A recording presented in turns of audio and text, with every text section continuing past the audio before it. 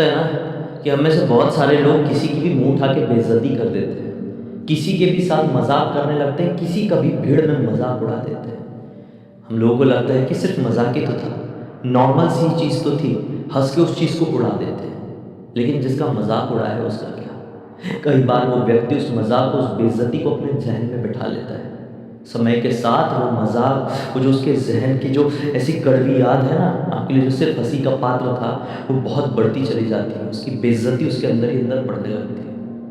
और कई बार एक दिन ऐसा आ जाता है कि वो इंसान अगर दिल से कमज़ोर है तो गलत कदम उठा लेता है। ऐसे इंसान की गलत कदम उठाने की वजह से जब कभी भी मृत्यु होती है, तो मृत्यु के बाद वो घनघोर प्रेत योनि में चले जाता है। वो ऐसा खतरनाक प्रेत बन जाता है, उस गुस्से की भावना की वजह से, उस बेइज़्ज़ती की भावना की वजह से, कि प्रेत योनि में अगर उसके सामने कोई साधारण इंसान भी आ गया, कोई सीधा-साधा, खुद बेचारा परेशान है ऐसा इंसान भी आ गया ना, तो वो प्रेत उसकी ऐसी-तैसी करके रख देगा। और ये एक्चुअल में होता है। कई केसेज़ मैंने ऐसे देखा हूँ। इसलिए ज़िंदगी में एक चीज़ गाँठ बाँध लो, लोगों का मज़ाक उड़ाना छोड़ दो। नहीं उड़ाना चाहिए, ना ही किसी की बेइज़्ज़ती करना चाहिए। ये कोई हँसने-मज़ाक करने की चीज़ नहीं होती है। मत किया करो किसी भी कंडीशन में। ये मैं क्यों कह रहा हूँ, आज आपको इस कहानी से समझ में आएगा। अभी से जस्ट 1 साल पहले की बात है। श्रीधि नाम की एक लड़की अपने मामा जी के साथ कहीं घूमने के लिए जाती है। उसका सामना एक ऐसी चीज़ से होता है कि सब कुछ बर्बाद हो जाता है, सब कुछ बिखर जाता है। आइए, शुरू से सब कुछ बताता हूँ। श्रीधि की ज़िंदगी में पहले चलते हैं। श्रीधि सिलीगुड़ी में अपने परिवार वालों के साथ अच्छी खासी जीवन काट रही थी। श्रुति के परिवार में उसकी माताजी, पिताजी, उसके 2 साल बड़ा भाई था, जिसका नाम शुभम था। जब कभी भी परिवार में कोई भी फंक्शन होगा, इन लोगों का प्लान बनेगा कि कहीं कहीं भाई घूमने के लिए चलते हैं, कुछ ये करेंगे, वो करेंगे, तो सारे के सारे लोग जाया करते थे, घर पे कोई नहीं रहता था। अभी कुछ समय पहले ही श्रुति को ये पता चला था कि श्रुति की एक कज़न सिस्टर जो कि कोलकाता में रहती है, जिसका नाम अदिति है, उसकी शादी सेट हो गई है। श्रुति उसी दिल से अपने घरवालों को बोल रही थी कि मैं शादी में नहीं आऊँगी, क्योंकि मुझे शादी मतलब पसंद ही नहीं है, इतना शोर-शराबा, इतनी भीड़-भाड़ अच्छा नहीं लगता है। श्रुति को घर पे रहना ही पसंद था। इन लोगों का एक पेट डॉग भी था, जो इनका फैमिली मेंबर की तरह ही था, मीको नाम का। वो भी जाया करता था इनके साथ। तो घरवालों ने बहुत उसको समझाया श्रुति को, "अरे श्रुति चलना, दीदी की शादी में चलना।" श्रुति बोलती रही कि नहीं, मैं अपने मीको के साथ यहीं पर रहूँगी, आप लोग जाओ शादी में एन्जॉय करो। फाइनली श्रुति का जाना कैंसल हो गया। शादी के जस्ट 5 दिन पहले पता चलता है कि श्रुति के एक फ़ेवरेट मामा जी हैं, वो भी शादी में आ रहे हैं, जिनका नाम अर्षित है। ये बोलती है कि अगर मामा जी आ रहे हैं, वो मामा जी वो जो मेरे मामा बाद में हैं, पहले बेस्ट फ्रेंड है, वो आ रहे हैं, तो मैं भी चलूँगी और मेरे को भी जाएगा। घरवालों को अच्छा लगता है कि चलो भैया, बच्ची घर पे अकेली नहीं रहेगी, हमारे साथ जाएगी तो घर की कोई चिंता नहीं रहेगी, बच्ची की कोई चिंता नहीं रहेगी। आखिरकार वो वाला दिन आया जब इनको ट्रेन से निकलना था। श्रुति की तत्काल टिकट हो गई थी, ताला मारे अपने डॉगी के साथ ये लोग ट्रेन में सवार होके निकल पड़े कोलकाता की तरफ। कोलकाता पहुँचते हैं, सारे रिश्तेदार मिलते हैं, धूम धड़ाके से स्वागत होता है इन लोगों का, मस्ती मज़े, कज़िन्स लोगों के साथ मिलना-जुलना, बहुत एन्जॉयमेंट होता है शादी में। मतलब जितना अच्छा सोची नहीं थी श्रुति ने, उससे भी ज़्यादा अच्छा हो गया। क्योंकि बहुत सारे लोग जो भीड़-भाड़ और शोर-शराबा पसंद नहीं करते हैं, उनकी एक्सपेक्टेशन हमेशा डाउन ही रहती है। उनको ऐसा लगता है यार, अगर हम ऐसी जगह जाएँगे शोर-शराबा वाली जगह तो मज़ा नहीं आएगा। लेकिन श्रुति को यहाँ पर मज़ा आया। शादी बहुत अच्छे से निपटी। रात होते-होते तक सब कुछ कंप्लीट हो चुका था। रात के तकरीबन 12:30 बज रहे थे। एक बहुत बड़ा हॉल था, जहाँ पर शादी हुई थी, वहाँ पे एक हॉल बुक किया गया था। वहीं पर अलग-अलग जगह गद्दा डाल के सारे रिश्तेदार लोग सो रहे थे। श्रुति के मम्मी-पापा, भाई वगैरह सब लोग यहीं पर सो रहे थे। तो श्रुति सो रही है, थोड़ी आगे मामा जी सो रहे थे। श्रुति को नींद नहीं आ रही थी। मामा जी भी बड़े परेशान थे। नींद के कारण थोड़ी गर्मी भी लग रही थी। तो श्रुति मामा जी से कहती है कि मामा जी नींद नहीं आ रही है, थोड़ा वॉक करके आएँ क्या बाहर से? मामा जी कहते हैं कि ठीक है, शहर है इतना बड़ा, क्या टेंशन, कोलकाता की बात है। तो ये दोनों उठते हैं और वॉक करते हैं, थोड़ा आउटर, हल्का सा आउटर भी था, ये बता दूँ कि शादी वाली लोकेशन, बड़ा हॉल वॉल, लॉन वॉन बुक किए वहाँ पर हो रही है। तो दोनों उठे और वॉक करते-करते, बात करते-करते दुनियादारी की काफ़ी आगे निकल गए। ये लगभग जहाँ पर ये रुके थे शादी लोकेशन से 6.5 किलोमीटर आगे आ चुके थे। इनको रियलाइज़ हुआ कि हम तो बहुत थक गए और इतना आगे आ चुके हैं। रात के तकरीबन 3 बजने वाले हैं। टहलते-टहलते ये लोग आ गए थे। बोले अब क्या? अब वापस जाना पड़ेगा। लेकिन उससे पहले बहुत ज़ोर की प्यास लगी है। श्रीदी को इतनी ज़ोर की प्यास लग गई थी कि अब वो ना ही बात कर पा रही थी, ना ही चल पा रही थी। उसको चक्कर जैसा लगने लगा था, क्योंकि रात की नींद भी और ऊपर से थोड़ी गर्मी भी और गला भी सूख गया। तो मामा जी बोलते हैं कि चिंता मत कर बेटा, मैं देखता हूँ कहीं पानी मिल जाए तो। इधर थोड़े आगे बढ़ के देखने लगे, कुछ नहीं दिख रहा है, कुछ नहीं दिख रहा है। बोलती मामा जी इतना परेशान मत हो, साथ में चलते हैं, रास्ते में कुछ दिख जाए तो दिख जाए। ये लोगों ने एक दूसरा रूट पकड़ लिया, प्रॉपर हाईवे, जो मतलब प्रॉपर हाईवे वाला रूट होता है।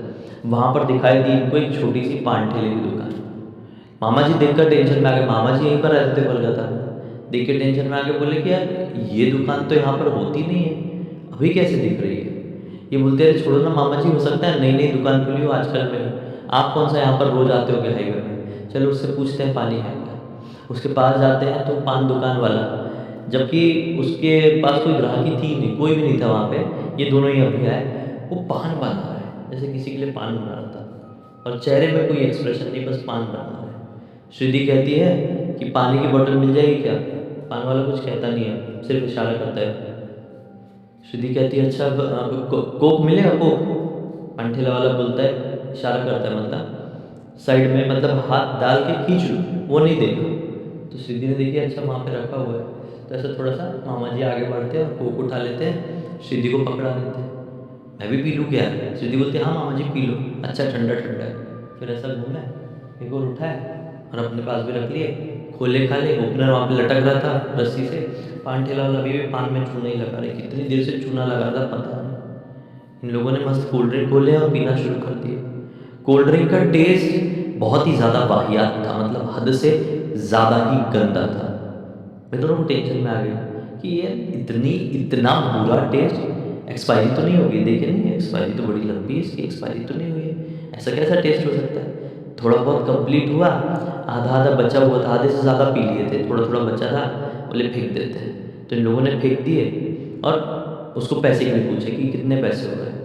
पान वाला कुछ कहता नहीं है, सिर्फ इशारा करता है कि मतलब उसमें ही देख लो प्रिंट में, मतलब इन लोगों को लगा कि हो सकता है कि कुछ बोल नहीं सकता है, कोई बात नहीं, ये लोग प्रिंट में देख लेते हैं। और मामा जी कहते हैं कि स्कैन कोड दिखा दो, ऑनलाइन ट्रांसफ़र कर देते हैं। अब वो मुँह से बोलता है ऑनलाइन नहीं, सिर्फ पैसा चाहिए।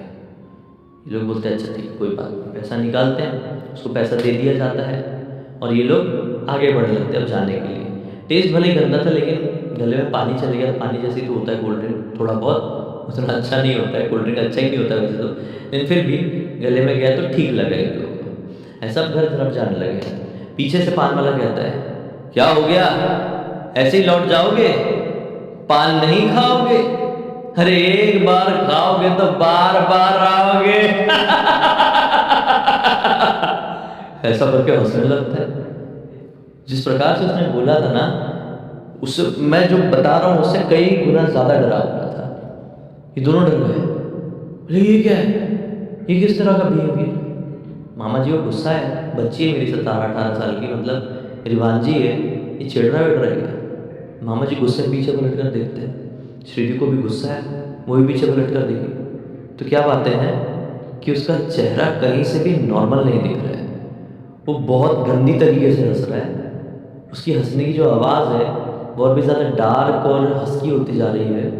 उसका जो चेहरा है, उसकी स्किन ऐसी क्रैक होने लग रही है। ये दोनों को देख के थोड़ा अजीब लगा। मामा की तरफ इशारा करते सीधे मामा इसकी तरफ ध्यान मत दो, घर की तरफ बढ़ते हैं। ये दोनों वापस से घर की तरफ बढ़ने लगे। थोड़ी आगे गए, वो हंसी रहा, अभी भी हंसी रहा है, लेकिन थोड़ी आगे निकल गए। एक पेड़ था, वो पेड़ के पास जोर से मामा जी को उल्टी आ जाती है। उल्टी करते हैं, काली उल्टी। मामा जी को देखकर श्रीदी को भी उल्टी आ गई, इसने भी काली उल्टी करी। इतना भयानक कि चक्कर आने लगा। बोली ये क्या हुआ। मामा जी बोलते मेरे को कुछ समझ नहीं आ रहा बेटा, घर की तरफ निकलते हैं। ये लोग जिस रास्ते से आए थे रास्ता मालूम था, मामा जी लोकल कोलकाता के ही हैं। वो घर नहीं, मतलब लॉन की तरफ निकलते, तो लॉन की तरफ जाने लगे। लेकिन थोड़ा आगे जाते फिर साले एक टर्न था, वो टर्न से घूम के वापस पान ठेले की दुकान के पीछे आ जाते। बोले ये क्या है, हम यहाँ से घूम के कैसे आ गए, जबकि ये तो लॉन वाला अपने घर वाला ही रास्ता था। ये लोग फिर वहाँ से निकले, वो अभी भी हंसी रहा है, लेकिन अब उसका चेहरा और भी ज़्यादा डरावना हो चुका है। आंखें प्रॉपर चमकने लगी है, सफ़ेद रंग से चमक रही है, पूरी सफ़ेद, बहुत डरावना लग रहा है। श्रीजी ने देखकर इग्नोर कर दी, मामा जी को कुछ नहीं बोली। फिर थोड़ी आगे जाए वही पॉइंट जहाँ पर उल्टी गई थी, फिर वहाँ से थोड़ी आगे जाके एक टर्न आया, फिर घूम के वही पान ठेले के पीछे। बोले ये चल क्या रहा है? मामा जी और श्रीदेवी बहुत ज़्यादा घबरा चुके, ऐसे 5-6 चक्कर हो गए। पान वाला पीछे से आवाज़ लाकर कहता है अगले चक्कर में, कितना भी कोशिश कर लो, जब तक पान नहीं खाओगे आगे नहीं जा पाओगे। बहुत गंदी तरीके से बोल रहा था वो, बहुत ही क्रिंजी और बहुत ही गंदा था उसका कहना। खैर जो भी हो, ये लोग थोड़ी और आगे जाते ही हैं, घबराहट के मारे कि अब भागते करके कदमों की रफ्तार तेज कर दिए थे कि अचानक से, अब घबराहट में ऐसा होता है ना कि भागते भागते पीछे भी दिखता है, अगर हमारे पीछे कोई दौड़ रहा है या फिर पीछे कोई है जिससे डर से हम भाग रहे हैं, तो भागते भागते ना दोनों की नज़र से पीछे की तरफ जाती है, साला वो कुछ कर तो नहीं रहा है अभी पीछे से, खाली हंसी रहा है कि हम कुछ नुकसान करने की कोशिश कर रहे हैं। इतने में मामा जी किसी से टकरा गए सामने, मामा जी इसे टकरा कर रुके तो सामने वही खड़ा हुआ था, पीछे भी दिख रहा था अपने पान ठेले में हंसते हुए, सामने भी दिख रहा था बिल्कुल एग्जैक्टली सामने। मामा जी कुछ कर पाते, वापस से भाग पाते, मामा जी को फट से गला पकड़ दिया, गला पकड़ के हवा में उठा दिया। मामा जी अपने आप को रेजिस्ट करते रहे लेकिन कुछ नहीं कर पाए। मामा जी की आंखें धुंधली हुई और भड़बड़ा के नीचे मामा जी जैसे कि सांसें थम गई हो, मुंह के बल गिरकर पूरा शरीर बेजान। मामा जी को ऐसे गिरता हुआ देख कर वो वहाँ से भागी नहीं अपनी स्थिति, बस वो भी चिल्लाए। और श्रुति को उसी समय फील हुआ कि मेरा भी गला किसी ने पकड़ा है, क्योंकि आंखों के सामने अंधेरापन छा गया था डर के मारे। वो इतनी ज़्यादा डर गई थी कि पूरी ब्लैंक हो गई थी, दिमाग से भी आंखों से भी, कि हमारे साथ ये हो क्या रहा है। उसी समय इसको फील हुआ कि मेरा भी किसी ने निचोड़ दिया और ये भी मुंह के बल ज़मीन पर गिर गई। फिर इसकी आंखें खुली। ये अस्पताल में थी, एक प्राइवेट वार्ड में, और दूसरे प्राइवेट वार्ड से जो कि जस्ट बाजू वाला होगा, ज़ोर ज़ोर से चिल्लाने की आवाज़ें सुनाई दे रही थी। श्रुति घबरा गई कि ये तो मामा जी की आवाज़ है। मम्मी, मामा जी को क्या हुआ है? मामा जी चिल्ला चिल्ला कर कभी कह रहे थे कि छोड़ूंगा नहीं इसे, मार डालूंगा, इसने मेरी बेइज्जती किया। तो कभी कभी चिल्ला कर कह रहे थे अरे ये तो मर ही जाए, मतलब लड़की बन के भी कह रहे थे अरे ये तो मर ही जाए, इसको जीने का हक नहीं है, ये गरीब है। यानी मामा जी लड़की जैसे भी चिल्ला रहे हैं, एक लड़के जैसे भी चिल्ला रहे हैं, जैसे कि मानो मामा जी के शरीर के अंदर दो आत्माएं आ गई, एक लड़की की जो एक लड़के को ख़त्म करना चाहती है, और एक लड़का जो अपनी बेइज्जती की वजह से ख़त्म हो चुका है। मामा जी के अंदर दो आत्माएं, क्लियर समझ में आ रहा था क्योंकि वो चिल्ला रहे थे, आवाज़ भी निकाल रहे थे, एक बार लड़की की आवाज़, एक बार लड़के की आवाज़। सबके रोंगटे खड़े हो गए थे, सब शॉक्ड हो गए थे। मामा जी को कंट्रोल करना इम्पॉसिबल सा हो गया था। लगभग हॉस्पिटल का पूरा पूरा स्टाफ शामिल हो गया था, तब भी उनको कंट्रोल नहीं कर पा रहे थे। नींद के इंजेक्शन से लेकर ना जाने दुनिया भर की कौन सी दवाई दे दी थी, लेकिन फिर भी कोई फ़ायदा नहीं हो रहा था। अस्पताल अब ये ठीक थी, श्रुति सिर्फ डर के कारण बेहोश हुई थी, हाई फीवर हो गया था तो बेहोश थी, लेकिन अभी ठीक थी। श्रुति भी उठ गई और बाजू वाले वार्ड में बाहर से देखने लगी मामा जी के साथ चल क्या रहा है। इतने में एक जनरल वार्ड की तरफ से एक बूढ़ी महिला इनकी तरफ आगे आती है और श्रुति की मम्मी से ही कहती है कि मुझे समझ में आ गया है, आपका जो भी लगता हो, इसको ना भारी हवा लग गई है, इसको अगर ठीक करना है तो शमशान के अघोरी के पास जाओ, या कोई बड़ा तांत्रिक जो शमशान में साधना करता हो वही ठीक कर पाएगा। घर के सारे लोग समझ चुके थे कि मामला वही है। श्रुति की मम्मी, श्रुति की जो भी नानी जी लोग रहे होंगे, सारे रिश्तेदार लोग मामले को बिल्कुल सही मानते हैं और इनको यहाँ से छुट्टी करवा देते हैं। ठीक है, अस्पताल से छुट्टी करा के बहुत सारे लोग, अब शादी में तो काफ़ी सारे लोग आए, एक साथ इनको सीधे अपने घर पर लेकर जाते, घर पर एक कमरे में बंद रखते हैं। फिर शमशान घाट से एक अघोरी बाबा का पता किया जाता है। वो आने को तैयार नहीं थे, किसी भी कंडीशन में आने को तैयार नहीं थे, लेकिन बहुत बार मिन्नतें की गई, तब जाकर शमशान के वो अघोरी बाबा इनके घर तक आए, घर के अंदर प्रवेश नहीं किए। बोले ये सब मैं नहीं करूँगा, बस इतना मैं बता सकता हूँ कि इस घर में खतरनाक प्रेत आत्मा प्रवेश कर गई है, उससे छुटकारा पाना है तो वहीं पर जाकर ये चढ़ावा करना पड़ेगा। चढ़ावा करो, अपनी गलती की माफ़ी मांगो कि अब वापस ऐसी कोई गलती नहीं करेंगे, तभी ये प्रेत आत्मा है उस आदमी को, उस लड़के को छोड़ेगी, वरना इसकी जान लेकर ही जाएगी। तांत्रिक बाबा ना घर के अंदर आए ना कुछ, सिर्फ घर के बाहर खड़े हुए। अंदर से मामा जी की चीखने चिल्लाने की आवाज़ आ रही थी, वो आवाज़ सुने तांत्रिक बाबा, बोलो सॉरी मागोरी बाबा, बाहर से सुने आवाज़ और बोल दी पूरी बात और चले गए अपना वापस, ना एक रुपया लिए ना कुछ, वो वापस चले गए। पर तुम लोगों को ज़रूरत थी इसलिए मैं आया, नहीं तो मैं ऐसा आता नहीं हूँ। खैर ऊपर वाले महादेव ने बोले होंगे, इशारा किए होंगे मेरे दिमाग में कि तू जा, तो मैं आया। तो आके ऐसे चलेगा ऐसा बोल बाल के भाई, घर के सारे लोग समझे। और रात के 12 बजे के आसपास अघोरी बाबा ने जो कुछ भी बताया था, लिस्ट बना लिए थे इन लोगों ने, वो सारी चीज़ें लेकर श्रीधि, उसकी मम्मी और कोई रिश्तेदार रहे होंगे, 3-4 लोग ऐसे गए, एकदम हाथ जोड़ के। उसी पॉइंट में भी कोई पान ठेला नहीं था, कुछ नहीं था। वो वाला बरगद का पेड़ जहाँ पर ये चक्कर काट काट के आ जा रहे थे, जहाँ पर ये उल्टी गए थे, वहीं पर इन लोगों ने वो सारा चढ़ावा किए हैं। हाथ जोड़कर माफ़ी मांगी कि हमसे गलती हो गई और हमारे परिवार में ऐसा ऐसा हो गया है, जो कल आए थे उनको आप माफ़ कर दो, आप चले जाओ हमारे घर से, हमने आपकी कोई बेइज्जती नहीं की, हमने आपको कोई नुकसान नहीं पहुँचाया है, ऐसा बोल के ये लोग लौटे हैं। उस दिन तो कुछ ठीक नहीं हुआ, चीज़ें वैसी रही। हॉस्पिटल से नर्स वगैरह आके इनका ट्रीटमेंट वगैरह कर रही थी। लगभग 1 हफ्ते तक चीज़ें वैसी ही बनी रही और फिर 8वें दिन के बाद से इनके स्वास्थ्य में थोड़ा सुधार आने लगा। आज इस घटना को लगभग 1 साल हो जाएंगे कुछ टाइम में। श्रीधि और मामा जी पूरी तरीके से ठीक हो चुके हैं, रिकवर कर चुके हैं। और साथ में एक कसम खा ली है कि ज़िंदगी में रात में 11 बजे के बाद बेवजह घर से बाहर नहीं निकलेंगे, खासकर सुनसान इलाके तरफ तो कतई नहीं, और किसी की भी बेइज्जती सपने में भी नहीं करेंगे। इस पूरी घटना की जानकारी श्रीधि ने मुझे इंस्टाग्राम पर लिख कर भेजी। मैंने सोचा आप लोगों को सुनाऊं, एक बहुत अच्छी सीख मिलेगी और थोड़ा सा मनोरंजन भी।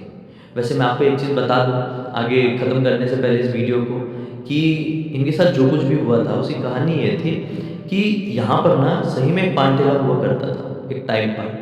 वहाँ पर रात के समय, वो रात में भी खुला रहता था, 24 घंटे खुला रहता था। वहाँ पर रात के समय 4-5 लड़के लोग आए थे, पीए पाए थे, पान ठेले वाले की बेइज्जती करने लगे थे। उसने अपोज किया, कुछ बोला तो गाली गलौज के साथ उसके साथ मारपीट करना शुरू कर दी और पीट पीट के उस पान ठेले वाले को ख़त्म कर दिए थे। तब से उसकी आत्मा वहाँ पर भटक रही थी। ये बात इनको कैसे पता चली? किसी के थ्रू वाया पता चला। अभी इनके साथ इतना हो गया तो रिश्तेदारी में, आसपास की आस पड़ोस में बात फैल जाती है कि नहीं? तो किसी ने बताया कि अरे भाई जहाँ पर तुम्हारे साथ ऐसा हुआ था वहाँ पर उससे पहले तो ये कांड हो चुका था, हो सकता है तुम्हारे शरीर में पान वाले की आत्मा आ गई हो। तब जाकर भैया मामला हुआ क्लियर और फिर इन लोगों ने पूरे मन से बोले कि माफ़ कर देना भैया, हमने आपके साथ कुछ किए ही नहीं थे, हमारी कुछ गलती ही नहीं थी, हम सिर्फ शिकार बन गए थे। खैर अब इस कहानी का अंत कर देते हैं।